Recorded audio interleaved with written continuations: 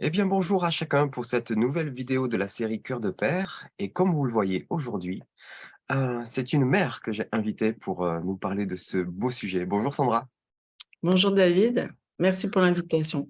avec grand plaisir. Bah, j'ai souhaité t'inviter parce qu'avec ton mari Julien, bah, vous avez un ministère, bon, vous êtes déjà responsable d'une assemblée locale, mais aussi vous avez un ministère particulier sur plein de sujets, mais notamment sur la famille et sur la guérison.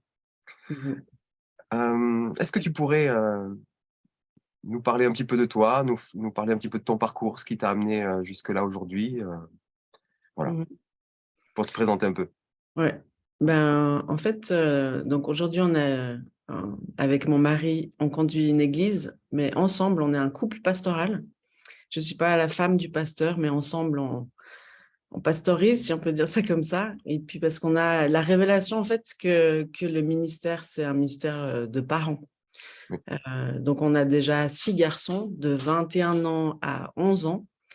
Et puis, donc, on a appris à être parents. Et puis après, on a appris aussi à élargir notre famille à plus que juste nos enfants, tout en respectant l'ordre divin. Ça, c'est quelque chose qui nous tient très à cœur Mmh. pour que ça fonctionne. S'il n'y a pas d'ordre divin, il n'y a pas la vie qui peut circuler.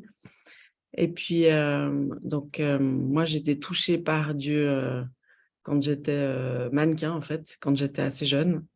Et c'est vraiment le Père qui s'est présenté à moi. Mmh. Parce que j'étais en quête de reconnaissance, en quête d'identité.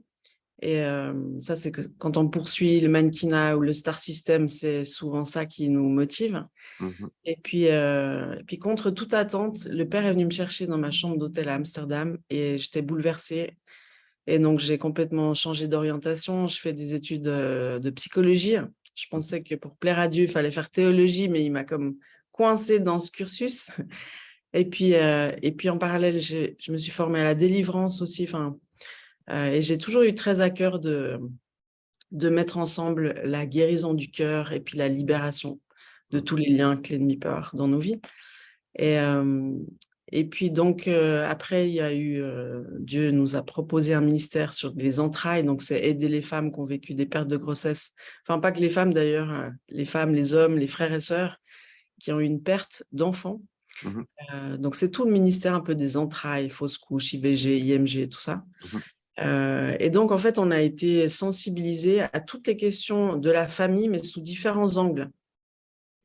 Et, euh, et puis donc, aujourd'hui, notre ministère, il est un peu multiple, mais on avance comme des pères et des mères pour lever des fils et des filles qui deviennent à leur tour des pères et des mères. Donc, c'est un Magnifique. petit peu ça, euh, en gros, si je peux dire. Super, super. Je mettrai en description de cette vidéo les différents, les différentes choses que vous organisez dans ce cadre-là, pour si les gens ont envie d'en savoir plus. OK. Est-ce que tu voudrais bien nous parler un petit peu de ta relation à tes pères, tes parents naturels, mais aussi ceux qui t'ont accompagné tout au long de ton parcours? Mmh. Alors, en fait, c'est un fait intéressant parce qu'avec Julien, on s'est toujours dit que, on devait trouver, des pères et des mères spirituels, que c'est comme ça que ça fonctionnait et tout. Mmh. Et en fait, c'est comme si Dieu ne nous a jamais laissé, heu, en avoir. C'est Mmh. un peu spécial, hein, des fois on se dit: «Ah c'est eux, ah c'est eux». Et puis, donc il y en a eu un peu ponctuellement, mais très ponctuellement. Mais Mmh mh. sinon,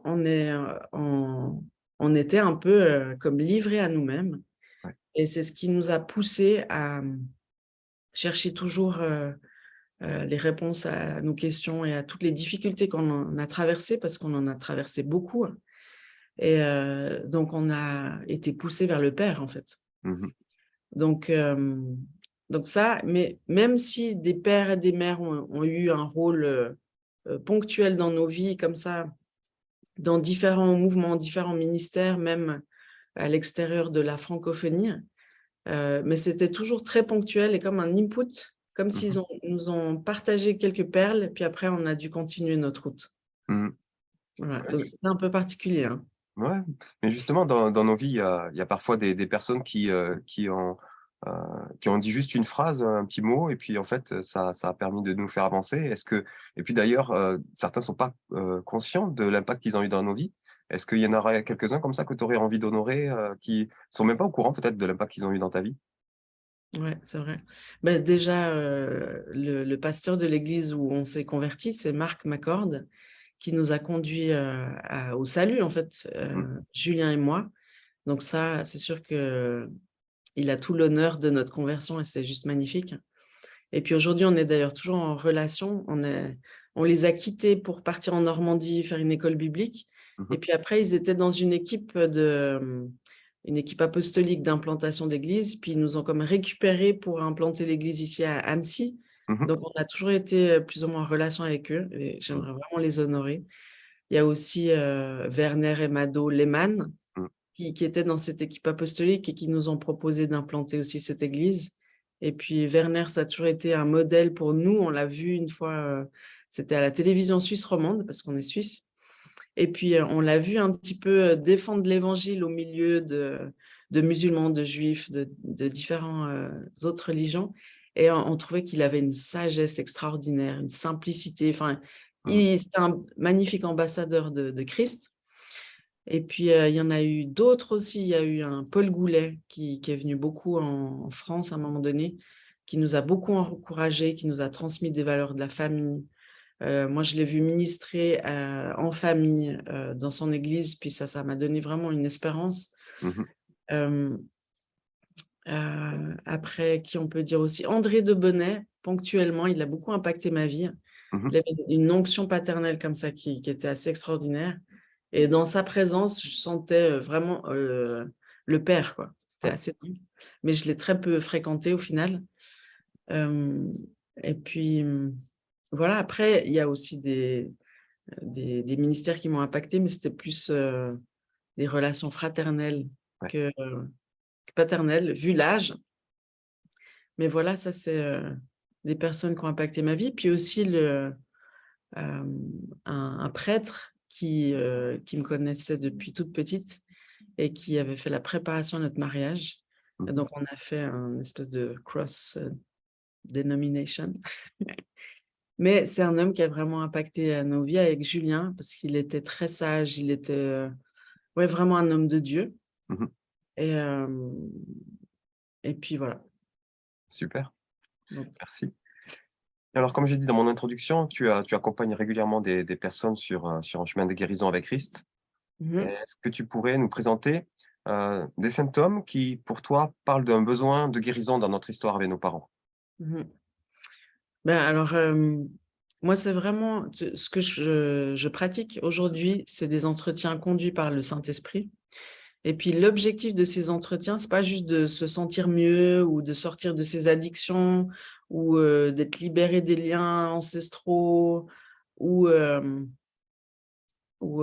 trouver la paix.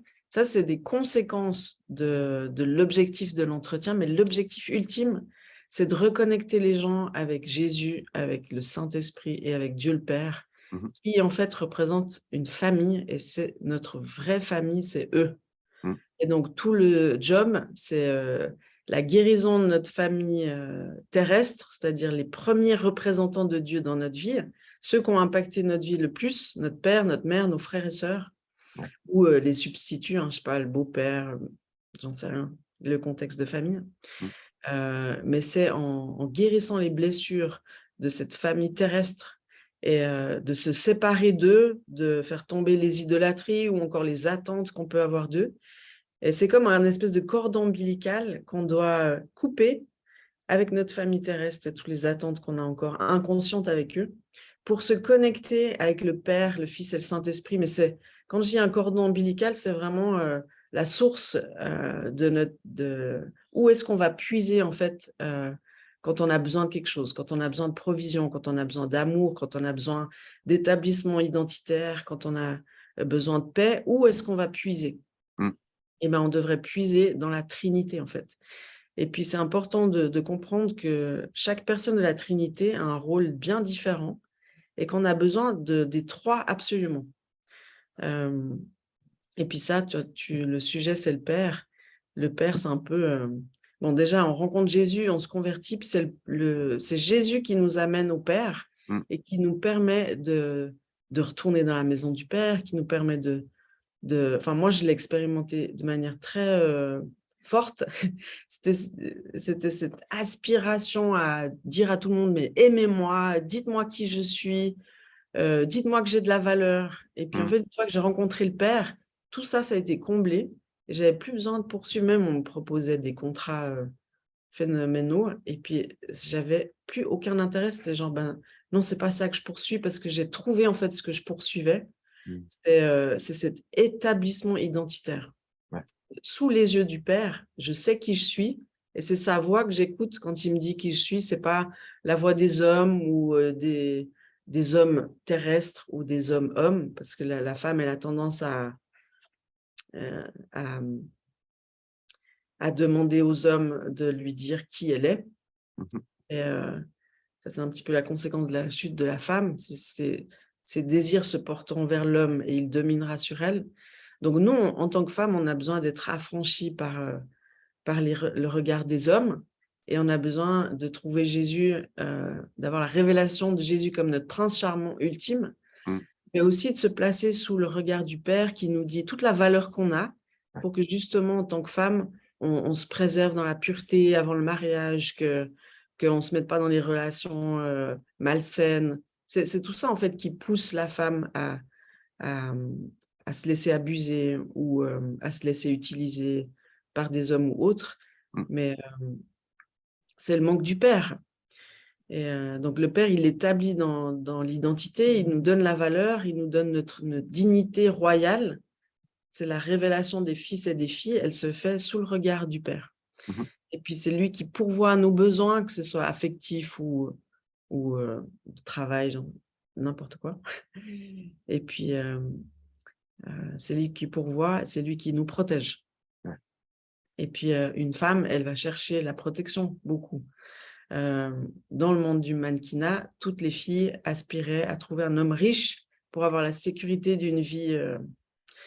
Et puis en fait, ben, l'homme riche, le problème, c'est que il va être attiré par des jeunes mannequins, mais une fois qu'elles sont vieilles, il va en chercher d'autres jeunes. Mmh mh. C'est pas la sécurité des hommes riches, Ouais. c'est le père, la sécurité, qui Mmh mh. lui va nous conduire vers l'homme qu'il a trouvé pour nous. Donc c'est le père qui nous conduit vers notre mari. Ouais. Bon. Et puis après, il y a plein d'autres choses qui se passent dans la vie. Là, moi, j'ai bientôt 50 ans, donc j'ai passé toutes ces étapes. Mmh.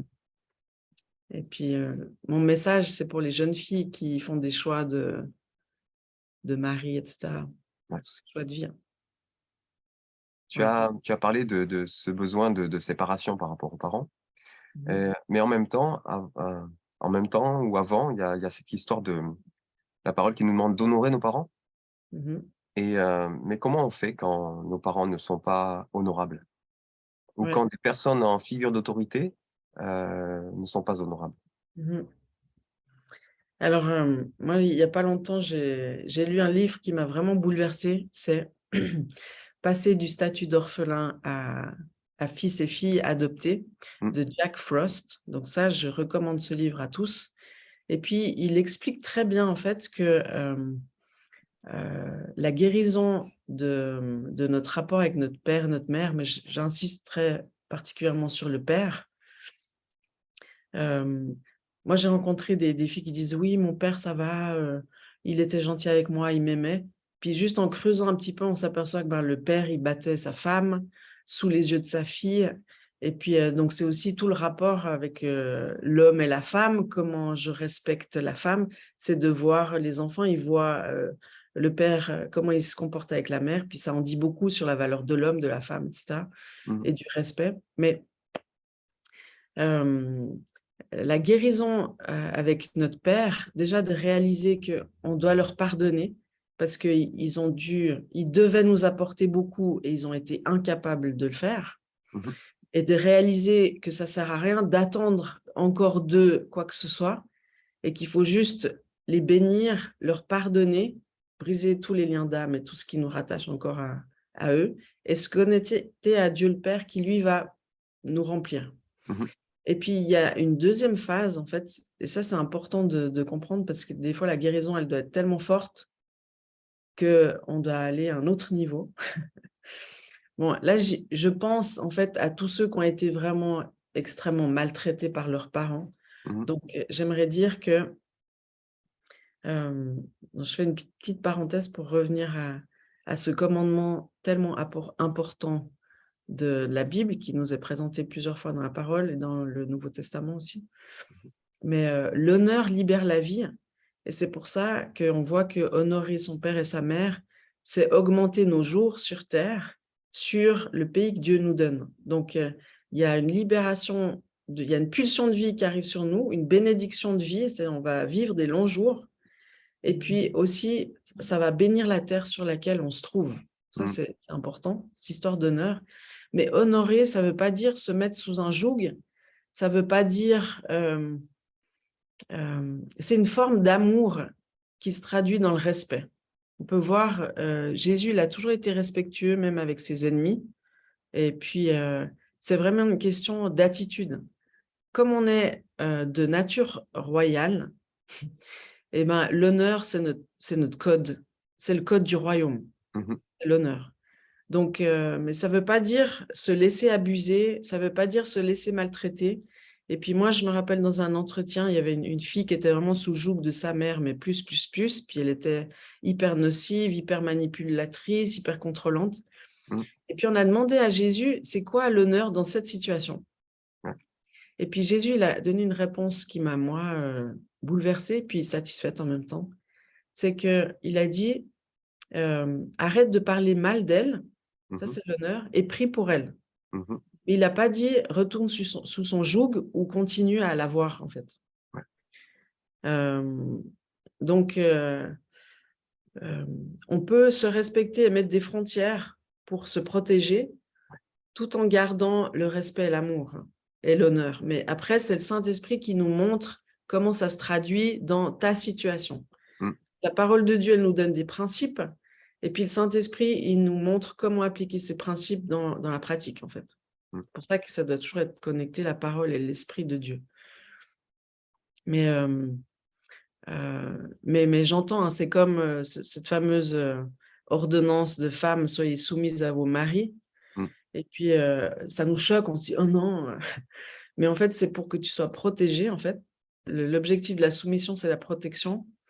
Et puis, on oublie ce passage qui dit juste après, Marie, aimez vos femmes comme Christ a aimé l'Église et qui s'est donné pour elle, c'est-à-dire qu'il est mort pour elle. Donc, le commandement de l'homme est beaucoup plus exigeant que le commandement de la femme, pour la Mmh. femme. C'est vrai. Ouais. Tu nous l'as dit dans ton introduction que toi, tu as rencontré l'amour du père dans une chambre d'hôtel et Mhm. peut-être qu'il y a des personnes qui, en nous écoutant là, ont envie de dire: «Oui, mais moi j'ai envie de découvrir l'amour». C'est quoi la démarche? Comment je fais pour découvrir cet amour-là? Mhm. Ouais, bonne question. Bah, déjà, ça va toujours être la faim et la soif que tu as de Dieu qui va attirer Dieu vers toi, en fait. C'est ce fameux passage qui dit: «Cherchez et vous trouverez, frappez et puis je vous ouvrirai». Ouais.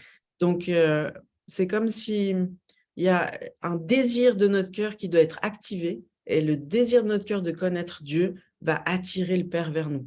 Si tu cherches avec persévérance et puis avec passion, c'est sûr que tu vas trouver Dieu. Tous ceux qui l'ont cherché l'ont trouvé. Mmh. Même ceux d'autres religions qui disaient, moi je me rappelle un musulman qui témoignait qu'il avait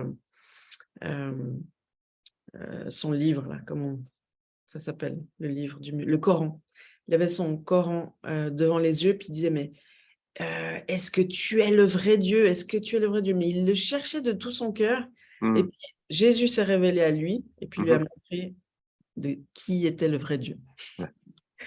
Donc, moi, je pense que quelle que soit ta provenance, ta nationalité, ta race, l'endroit où tu habites, si tu cherches Dieu de tout ton cœur, il va se présenter à toi, c'est sûr.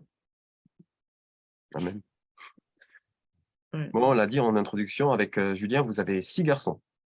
oui. Hem, Comment vous faites pour les accompagner pour qu'ils puissent, devenir, non seulement des hommes, bien dans leur peau, mais aussi des futurs pères? Mhm. Ouais, alors, c'est tout un programme, hein. Éduquer les enfants, c'est vraiment faire des disciples. Et puis, c'est les disciples les plus ressemblants aux disciples de Jésus parce qu'en fait, on vit avec eux. Mmh. C'est vrai que pour faire des disciples, c'est souvent pas derrière un bureau, en prenant des notes et puis en leur présentant des PowerPoint. C'est vraiment, de vivre avec. Parce que, les enfants, ils nous connaissent, sous tous nos angles, parce qu'ils nous connaissent quand on est fatigué, quand on est malade, quand on est à bout de nerfs. Mmh. Ils voient comment on se comporte dans nos relations, heu quand on demande pardon, quand on se réconcilie.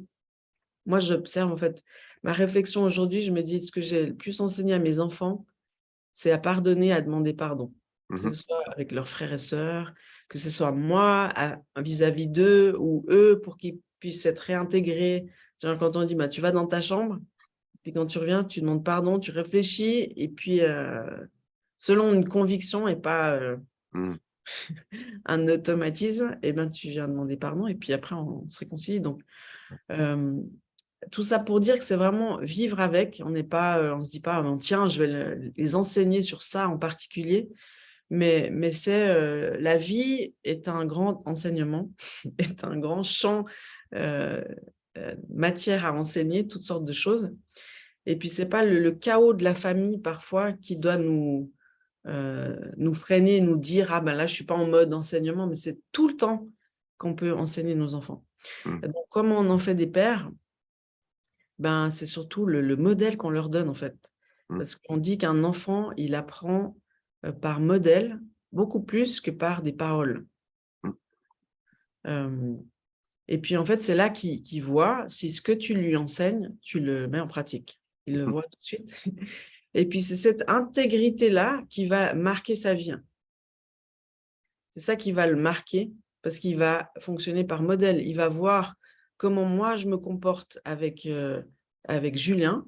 Est-ce que je le respecte? Est-ce que je le mets en valeur? Est-ce que je suis soumise à lui? C'est ça qui va les enseigner. Et puis Julien, c'est comment il me respecte. Comme souvent il dit à votre mère, c'est une princesse. Non, non, non, il faut lui donner la première part du gâteau. Donc il montre, c'est comme il se comporte avec moi. Mmh. C'est son enseignement sur comment se comporter avec le genre féminin, mais aussi avec sa femme. Donc ça en dit beaucoup.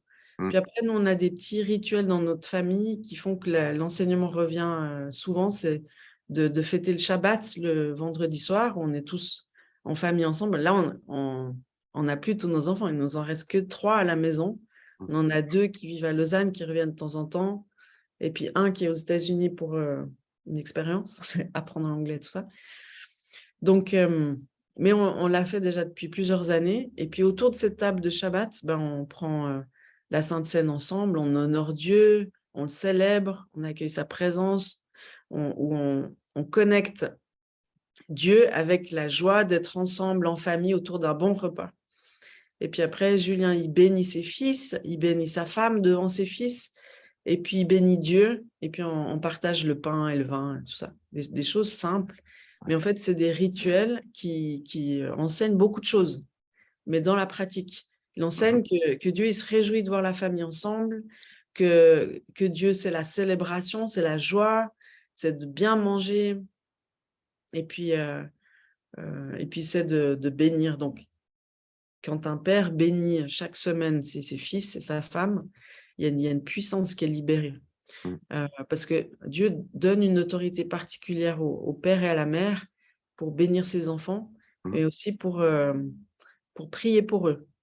Donc, moi, ma discipline personnelle, qui suis la femme de la maison, donc un peu l'intercesseur de la famille, c'est ce que je considère être la femme dans la famille. C'est, je pose l'atmosphère, j'essaie d'amener le ciel sur la terre, je prie beaucoup. Et donc moi, tous les jours à 18h, je prie pour mes enfants, je prie pour mon mari, je prie pour les membres de ma famille qui ne sont pas convertis. Je prie aussi pour toutes les familles de l'Église. Je prie pour Jérusalem, Israël, enfin différentes choses. Et puis ça, je le fais tous les jours à 18h. J'ai une alarme sur mon téléphone. Et, puis, donc des fois, on est en pleine célébration où c'est pas possible, mais de manière régulière, Mmh. je le fais parce que je sais que ma prière pour ma famille, elle a de l'autorité, Ouais. et donc je veux pas m'en priver. Puis il y a des petits versets comme ça. Moi et ma famille, on servira l'Éternel. Dans Josué, il y a tous mes fils seront disciples de l'Éternel et grande sera la prospérité de mes fils et de mes filles. Ça inclut aussi les filles.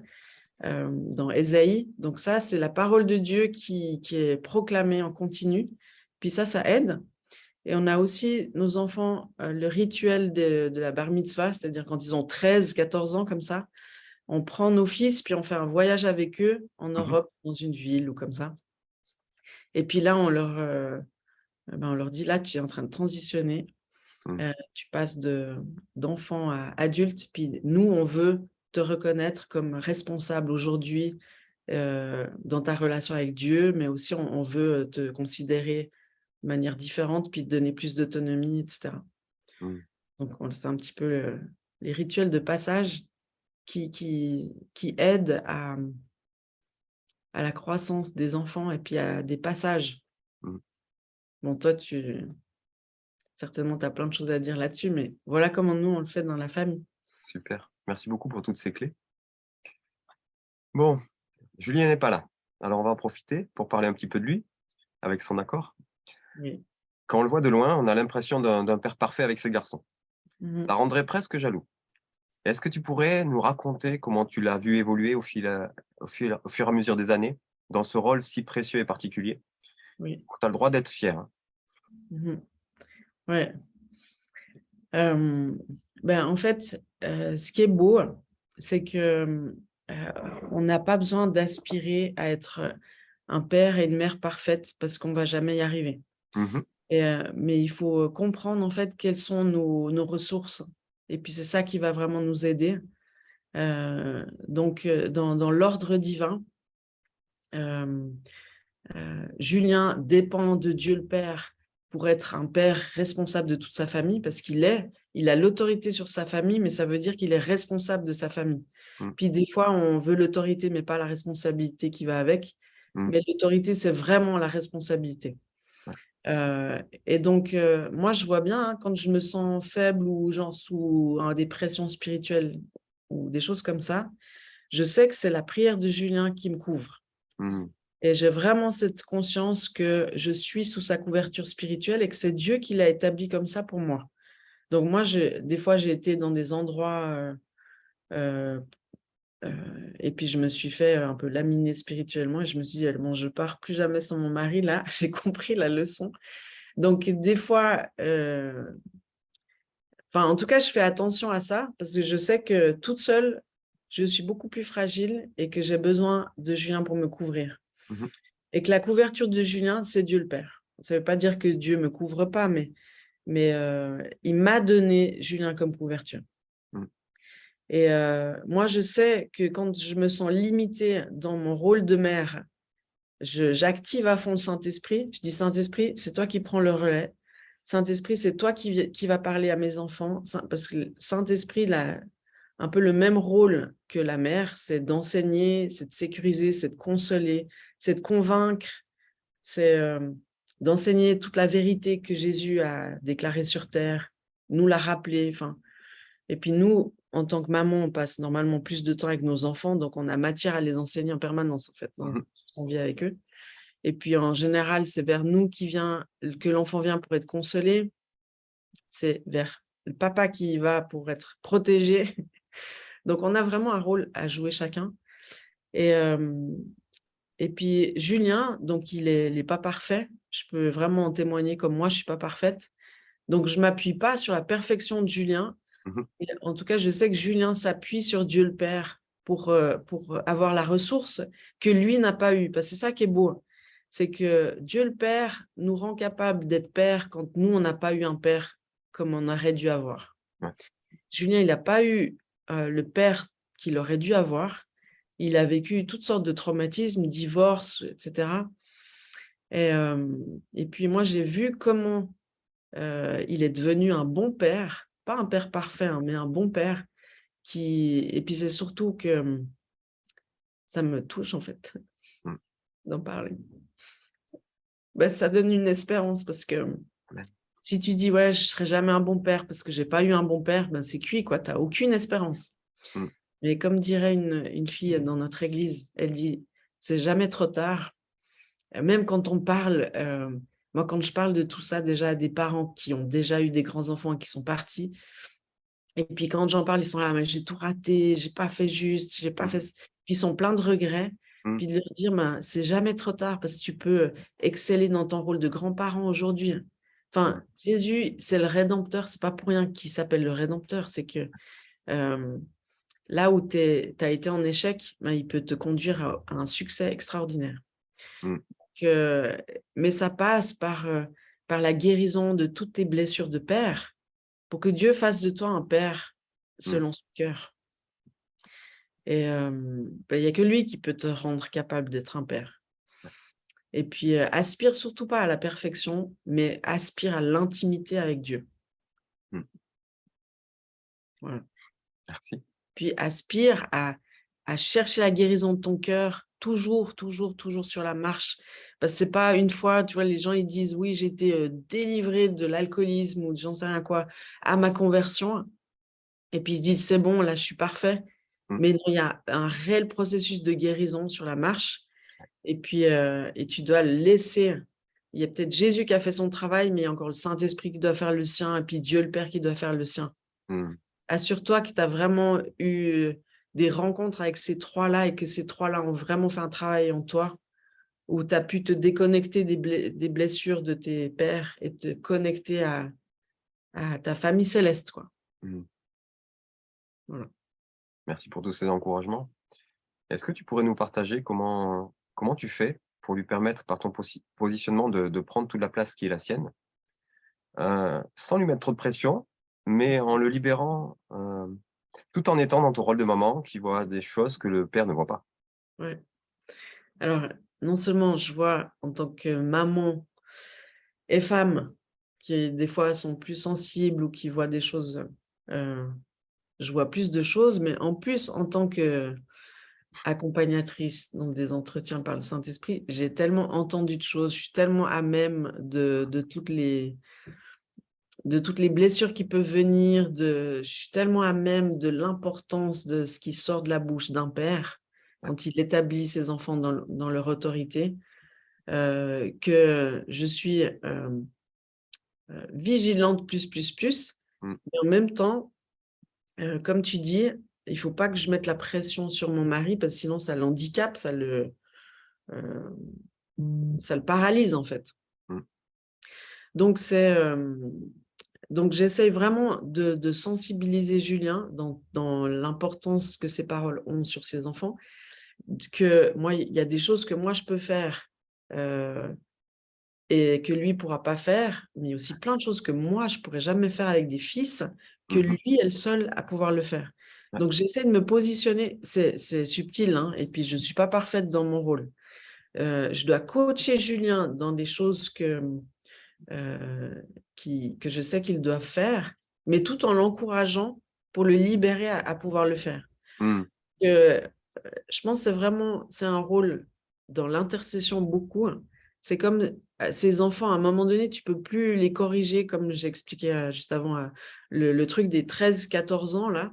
Tu peux plus éduquer ton enfant comme tu le faisais avant. Tu dois changer de façon de faire, de façon de le voir pour, l'accompagner à être un homme Mmh.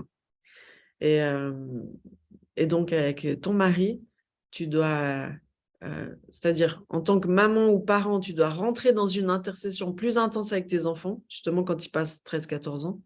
Puis en tant que femme, tu dois rentrer dans une intercession plus intense pour lui permettre d'être père, en lui donnant peut-être des suggestions, si tu sais comment ça fonctionne, Mmh. mais pas, de l'accabler. Parce qu'un mari, il a besoin d'être admiré par sa femme, d'être encouragé par sa femme, d'être valorisé par sa femme et puis ça passe par tous les langages de l'amour, les cadeaux, les temps de qualité, le toucher physique, les paroles, encourageantes et puis, toi, tu sais, je crois que j'en ai oublié un.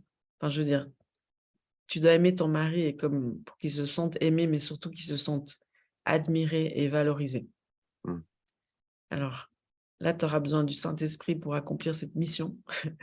Tu auras besoin de Dieu le Père, tu auras besoin de prier pour ton mari. Je pense que ça, c'est hyper important.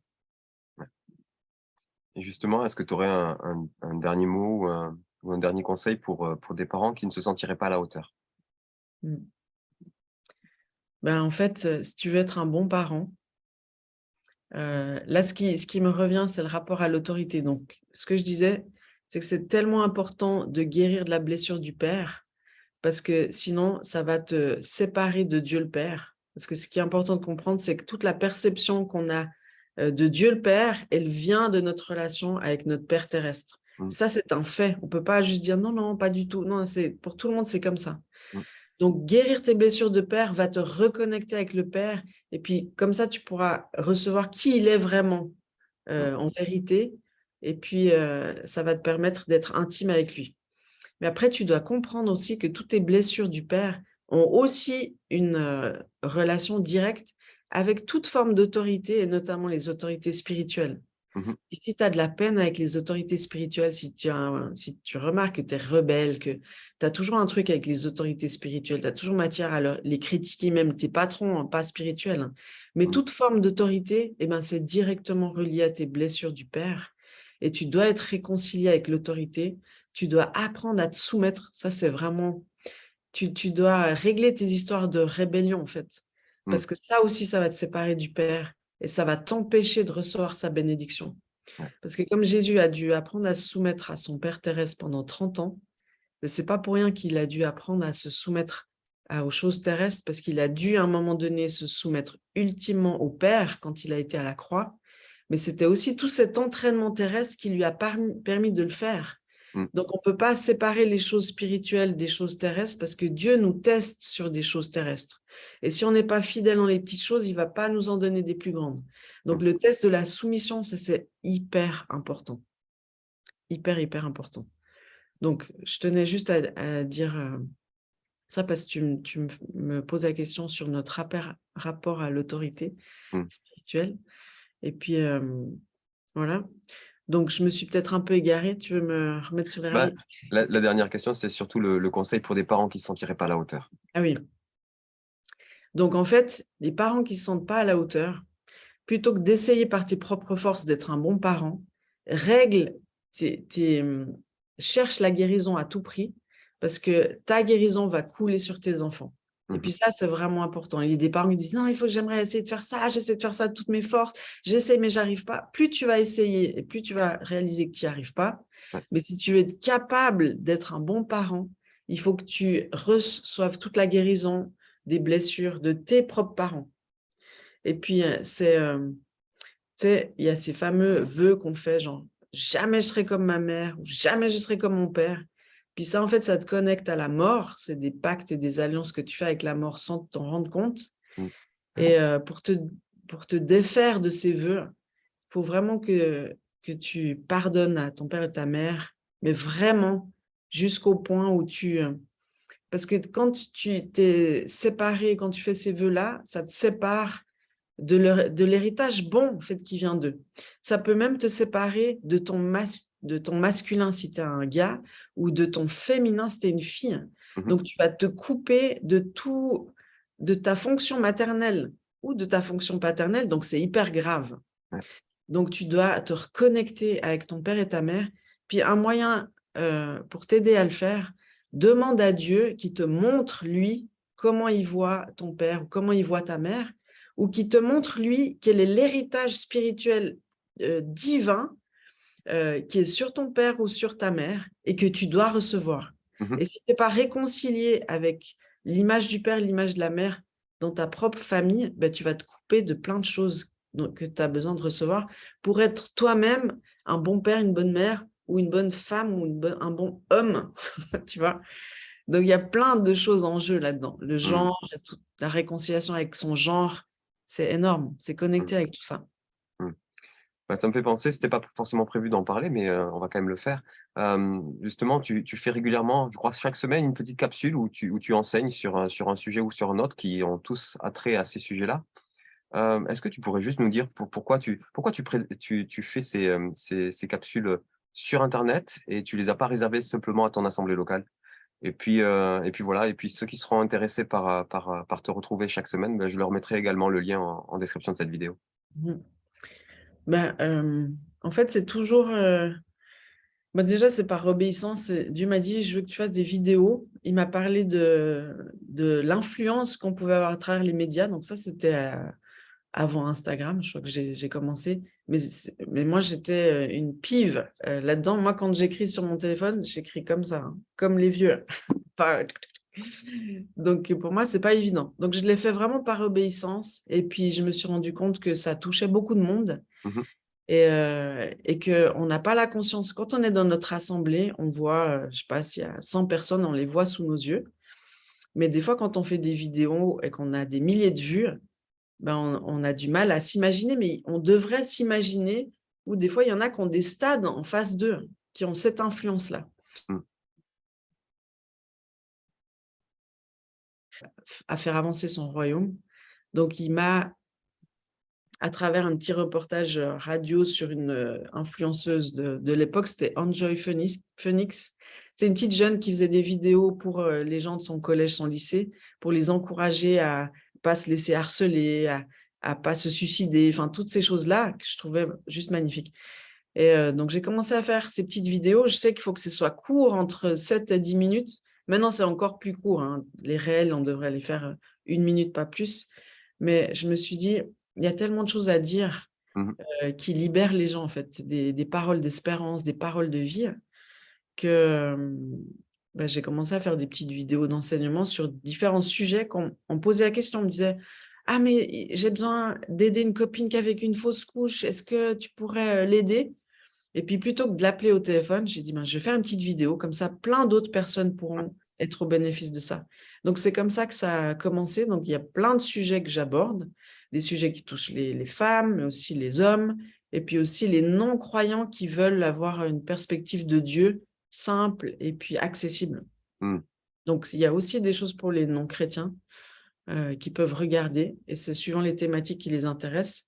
Puis après, si les gens, ils ont des thématiques à me proposer, ben, ils peuvent m'écrire et puis me proposer des thématiques qu'ils aimeraient que j'aborde. Voilà. Super. C'est toutes les 2 semaines, hein, j'essaie de… D'accord, si, ça marche. Eh beh, merci beaucoup, pour ton obéissance, pour ce projet-là. Merci aussi pour, le temps consacré aujourd'hui et ton cœur. Avec Heu plaisir. et puis à très bientôt pour de nouvelles aventures. Oui, oui. Merci beaucoup. Merci Merci à à toi chacun aussi. d'être allé jusqu'au bout de cet entretien et puis, à très bientôt pour, une nouvelle rencontre, Oui, toujours oui. sur ce beau sujet des cœurs de père. Mmh. À bientôt. À bientôt.